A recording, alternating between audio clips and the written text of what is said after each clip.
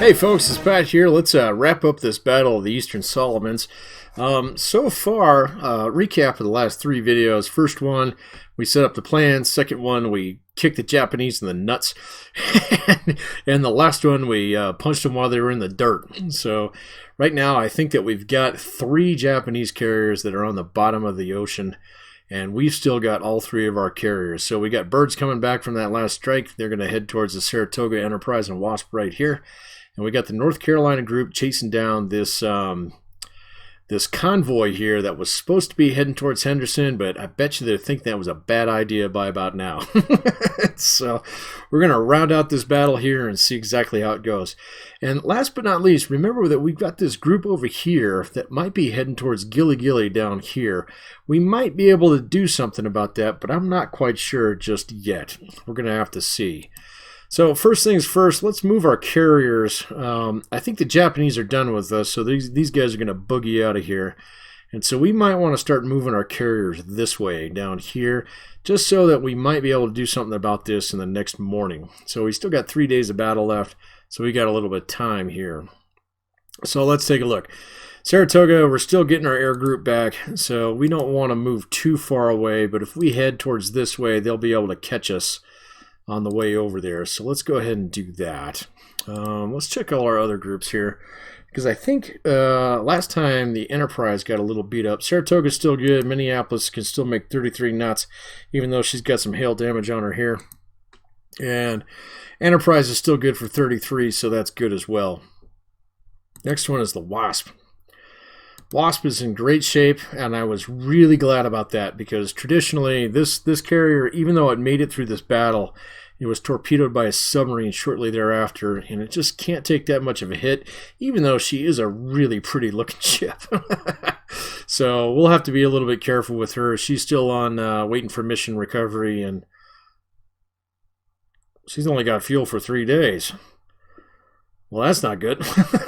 I didn't check the fuel. 17 on the Saratoga.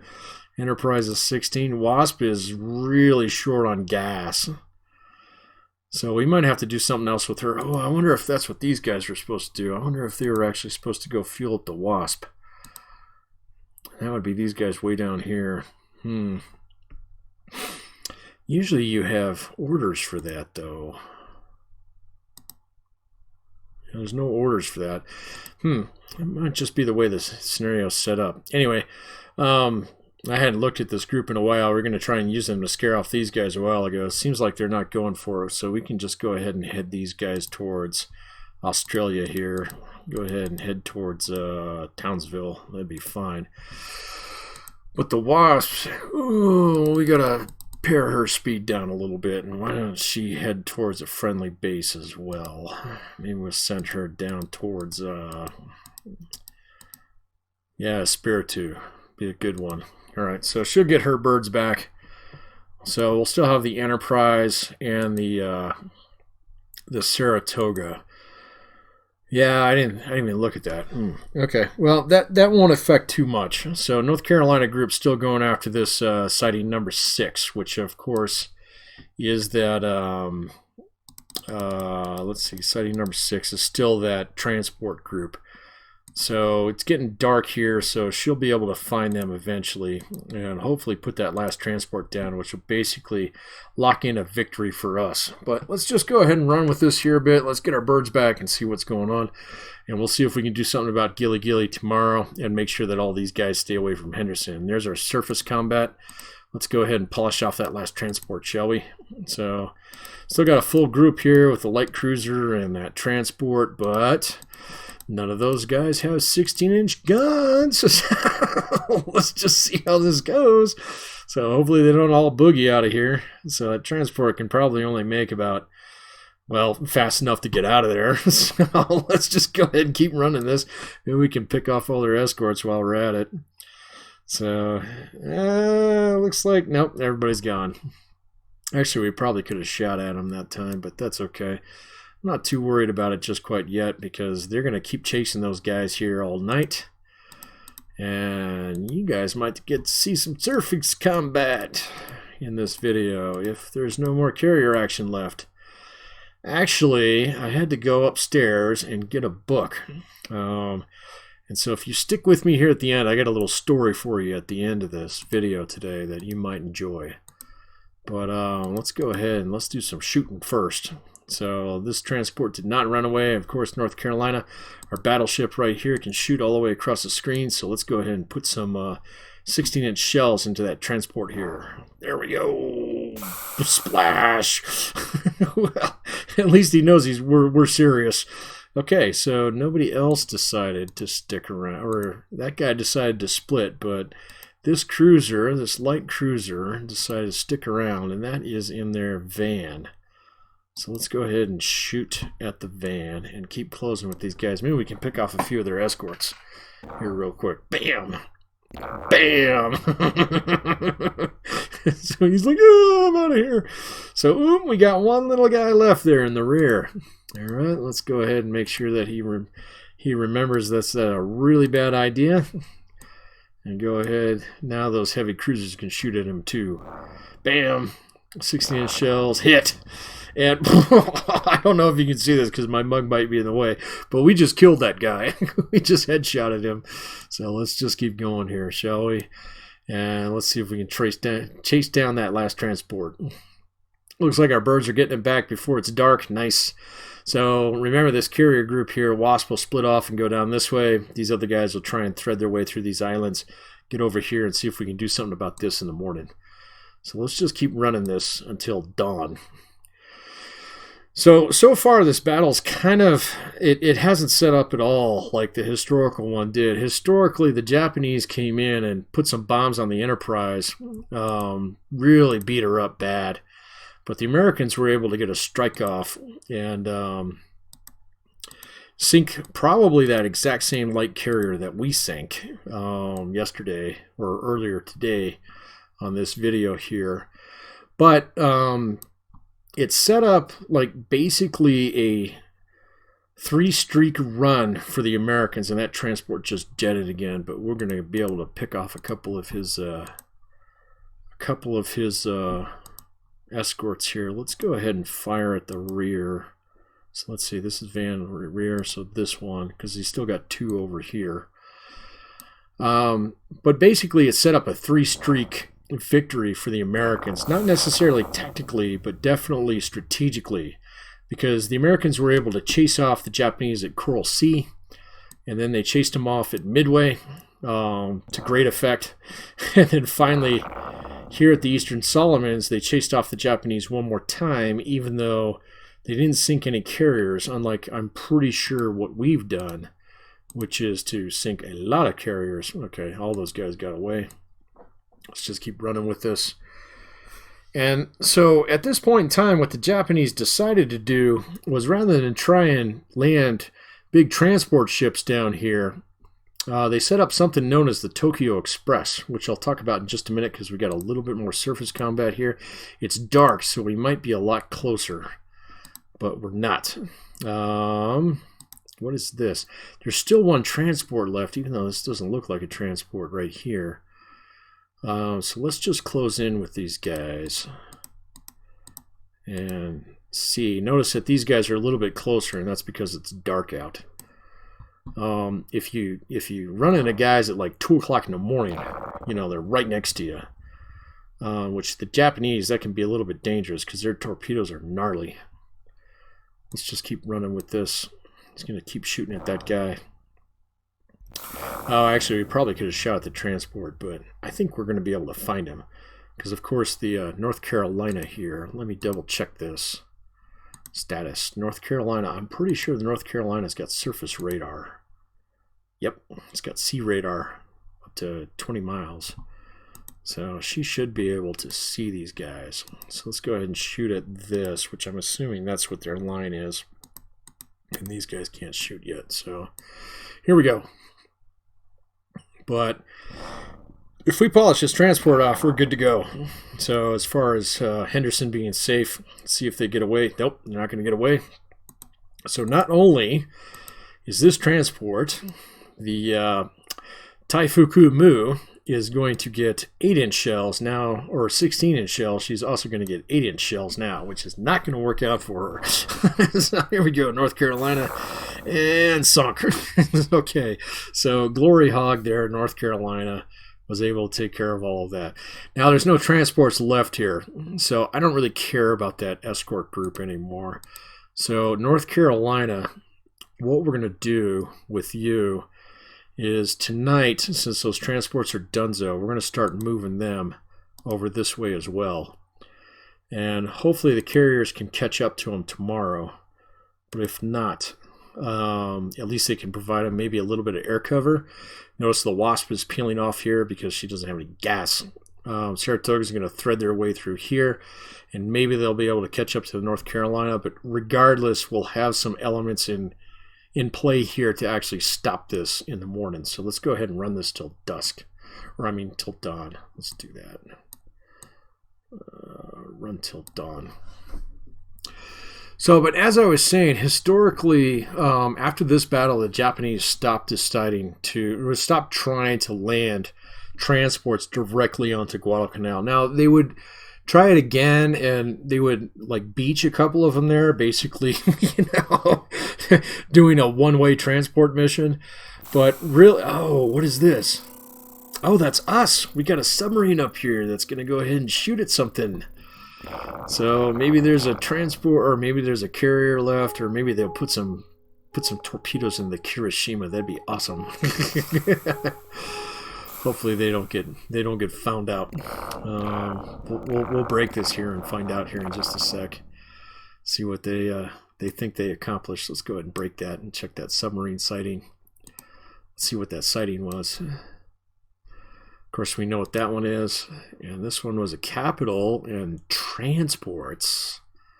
I don't think there are any other Japanese transports, but just in case they are, the Saratoga will be in position tomorrow. Let's check the status on that submarine. Hopefully they were not lost. What is that, Squalus? They say they sunk a surface ship, but they are still fully operational. So we didn't lose a submarine, and they say that they sank something. But submariners are historically optimistic. Almost as bad as search plane pilots. So we'll just see when we get to the end. But anyway, as I was talking about, historically, this was a 3-for-3 carrier battle, and the Japanese got scared off from trying to reinforce Guadalcanal using transports. So what they started doing was running what was known as the Tokyo Express. And the Tokyo Express, remember this is Rabaul way up here, and Rabaul was a big naval base. Well, it wasn't a big naval base, but it had a decent-sized anchorage in it. And so there were a lot of light surface elements like destroyers and light cruisers up in here. And so what the Japanese did was they loaded troops and ammo and fuel and food onto those, and they would run them down this slot every single night to drop off supplies and reinforcements to their troops on Guadalcanal.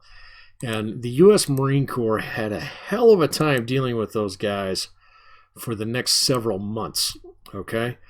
And there's lots of great books on this battle. There's even some really great movies. You can look at some of the old ones like Guadalcanal Diary, or some of the newer ones like the Pacific series, and kind of explains the tribulations of the Marines on Guadalcanal, who were eventually relieved by the Army.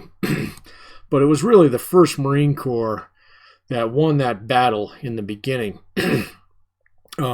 Especially in the beginning when they were kind of on their own, when the Navy was not there to help.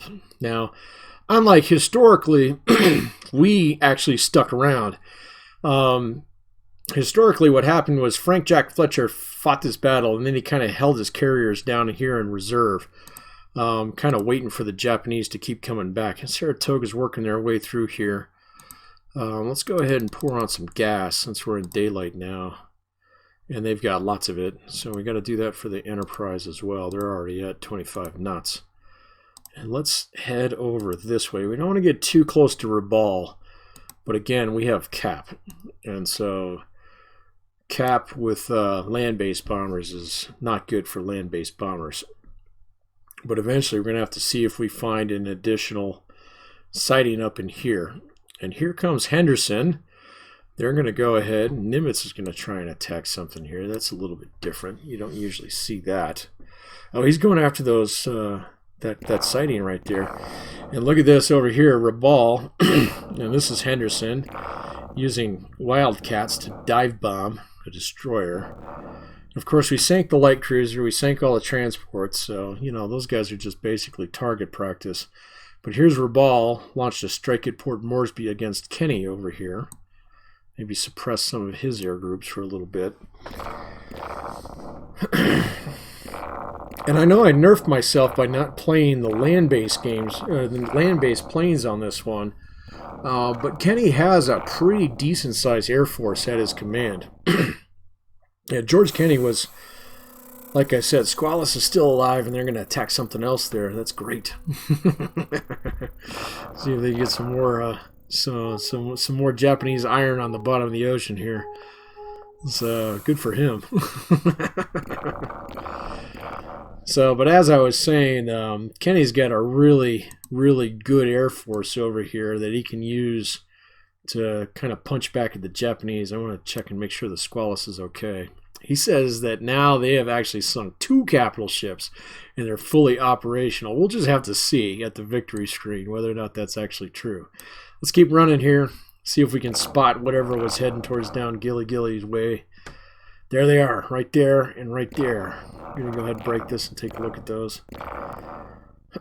Because if I was playing as Kenny on this one, I would kind of hold my Air Force back until these 2 guys showed themselves. So let's take a look at those sightings and see what we got. Maybe there's a transport in there.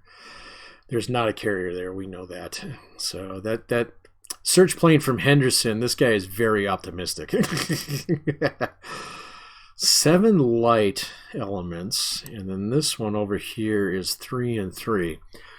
Now, that might be true. They might actually have some surface elements over there, but not a battleship, which is what we've got. And so we're going to take the North Carolina, and we're going to have them make a beeline for whatever that sighting is. So just run them down, not that one. We don't care about those guys. Let's go after that one. Okay, 28 knots is our flank speed. Let's keep it at 25. Just out of prudence. And let's go ahead and run this here for a bit. Remember, we got Saratoga coming this way as well. Saratoga, we're not going to worry at all about these guys right here. That's just a destroyer. Yeah, or maybe a couple destroyers. But let's go back to Saratoga. Still making 25, heading this way. All right, we're good. Let's go ahead and run this. And hopefully we can chase these guys off Gilly. If we can do that, we can definitely call. Squalus is going at it again. It's like me playing Silent Hunter 2, man. Oh, that was a fun game. Maybe we'll have to do that one someday. So, I gotta see what their status is here real quick, because if that guy, let's see if he actually says, "Hey, I sank 3 things." Again, submarine. He says he got a transport out of it, and he's still fully operational. All right, we'll let him do his thing. Here we go. Let's keep running with this and see what happens on this. And of course, this guy's going to boogie out of there. This guy's probably heading towards Henderson again. Tenru. Oh, wow. I took a bomb from a P-40 Warhawk. That does not make your captain look good, man. Let's see if there's a transport in this group. Because this is Kenny. This is Kenny attacking these guys.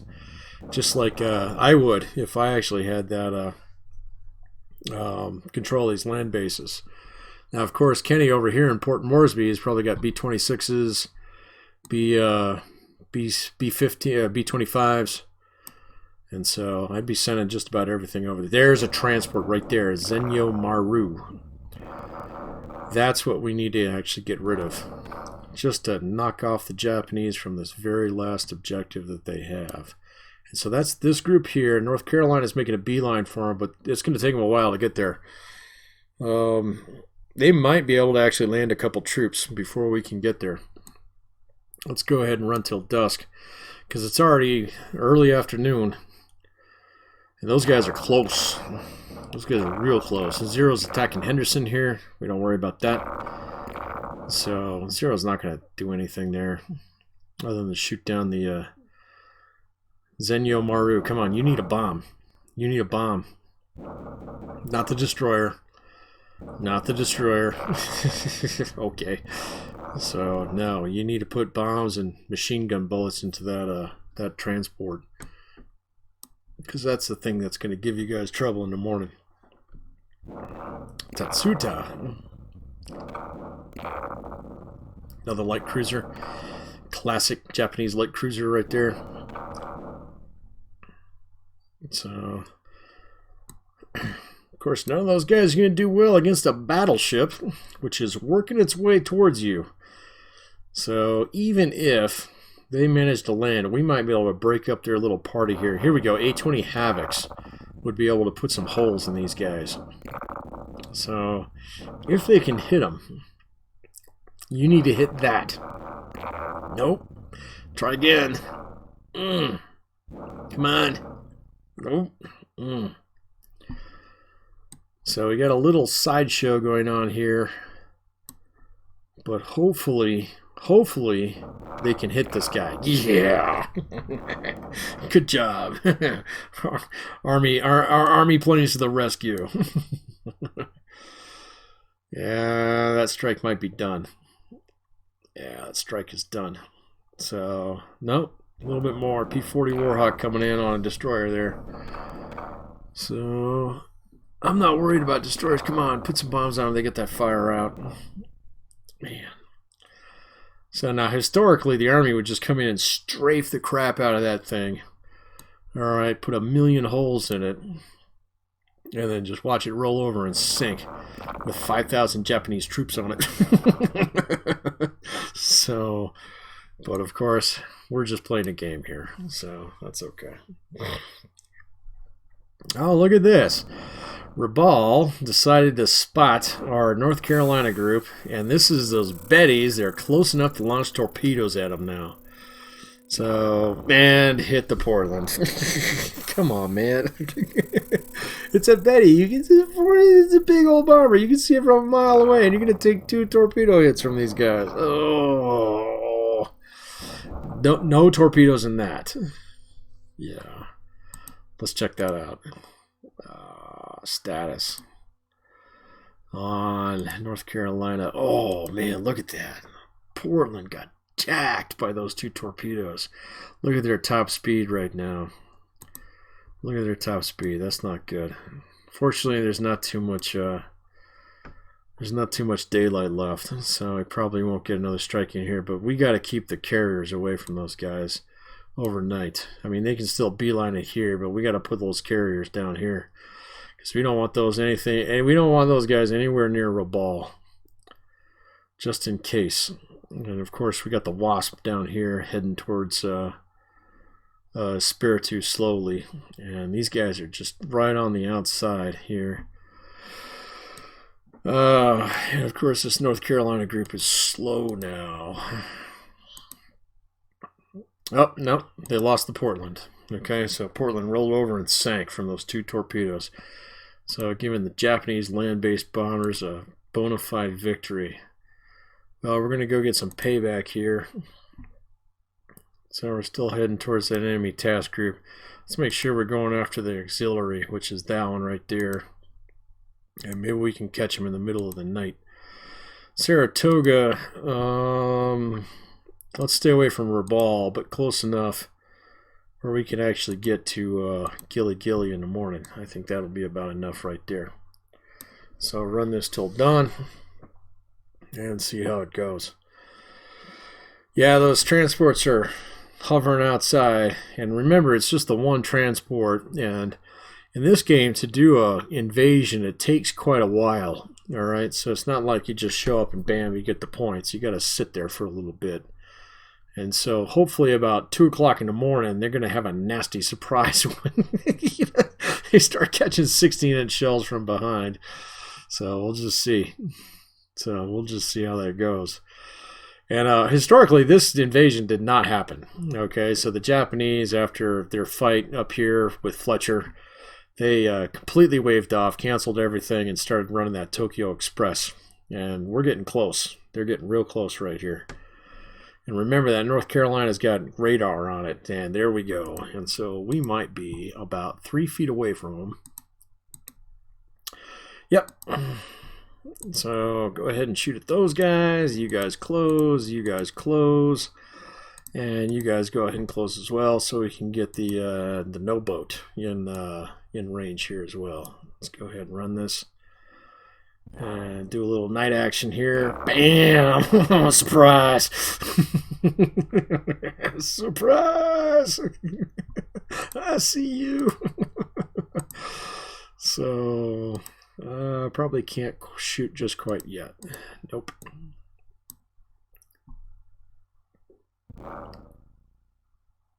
Splash! Lame. Nobody gets away. So I think our line is probably still set up. Yep, everybody shoot at him. So you get 16 and 8-inch shells here in just a sec. North Carolina, boom, done. No? New Orleans? Yeah, you finished him off. Okay, so that Japanese transport is donezo. All right, so hopefully they didn't get too many victory points off that. And then everybody else now can just shoot at this guy. That poor guy. And you know what? I don't want to catch any torpedoes tonight, so we'll just stay where we're at. There we go. Bang. 16-inch shells on a destroyer. 8-inch shells on a destroyer, and we're done. Mission accomplished.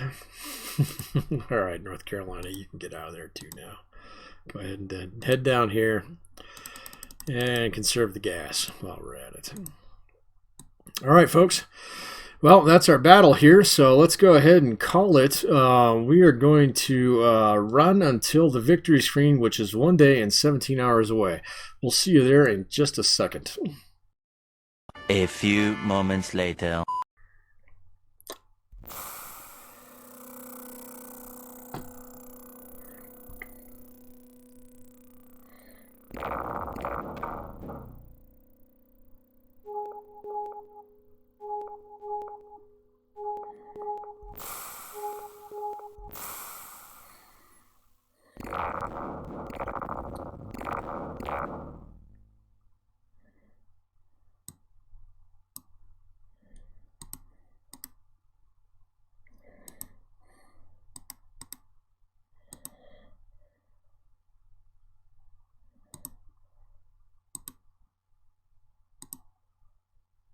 Ha!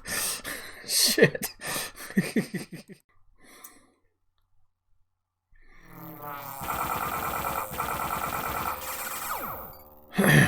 Well, there, folks, we have it. All right, so we definitely put a bunch of hurt on the Japanese. Taking a look at our current score here. American decisive victory by 208.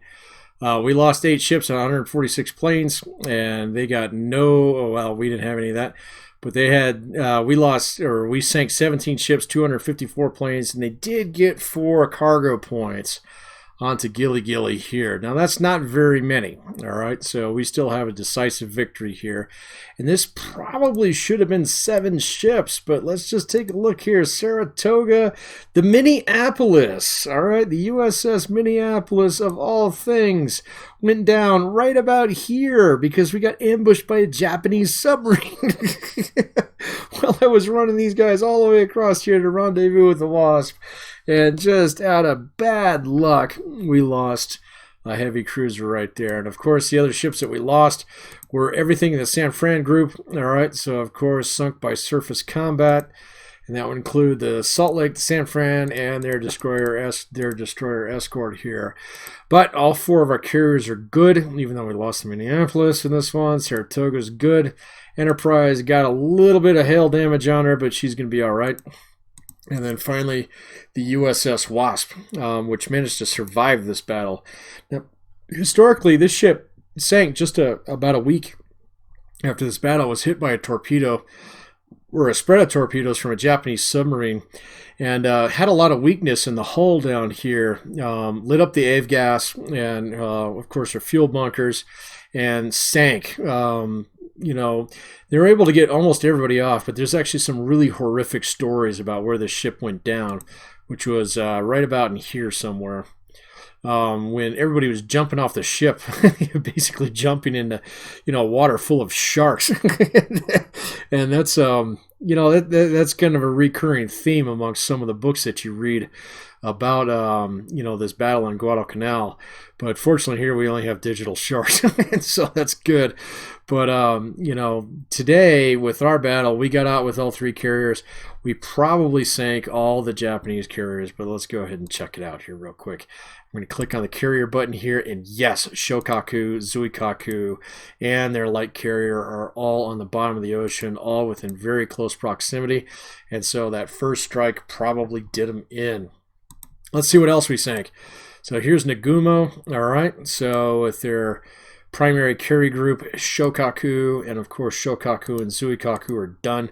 Looks like all their destroyers make it. The Tona. So, of course, we sank that light carrier.